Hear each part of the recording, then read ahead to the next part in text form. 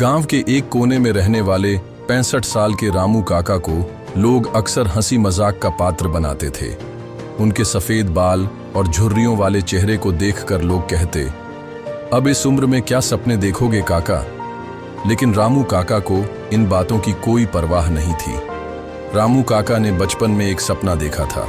वो एक सफल लेखक बनना चाहते थे, पर गरीबी और जिम्मेदारियों ने उनके सपनों को पीछे छोड़ दिया।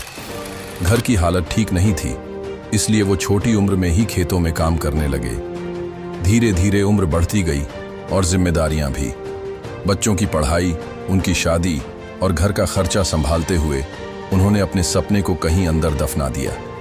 लेकिन एक दिन रामू काका की जिंदगी बदल गई।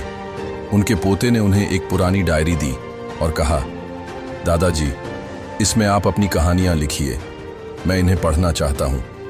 इस एक वाक्य ने रामू काका के अंदर छिपे लेखक को जगा दिया। रामू काका ने अपने खाली समय में लिखना शुरू किया। उनके शब्दों में सादगी और अनुभव का जादू था। पहले तो गांव के लोग उनका मजाक उड़ाते रहे, लेकिन रामू काका ने परवाह नहीं की। उन्होंने अपनी पहली कहानी एक छोटे स्थानीय अखबार में भेजी। जब उनकी कहानी छपी तो लोग हैरान रह गए। उनके शब्दों ने सबको भावुक कर दिया। धीरे धीरे उनकी कहानियां मशहूर होने लगीं। रामू काका के लेखन की चर्चा पूरे जिले में होने लगी। एक प्रकाशक ने उनकी कहानियों का संग्रह छापने का प्रस्ताव दिया।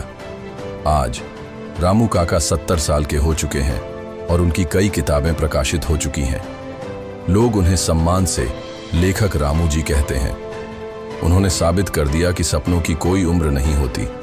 अगर दिल में सच्ची चाहत और मेहनत करने का जज्बा हो तो उम्र केवल एक संख्या है। शिक्षा, कभी भी अपने सपनों को छोड़िए मत। उम्र चाहे कोई भी हो, अगर आप अपने सपनों को जीना चाहते हैं तो अभी शुरुआत करें। याद रखें, सपनों की कोई उम्र नहीं।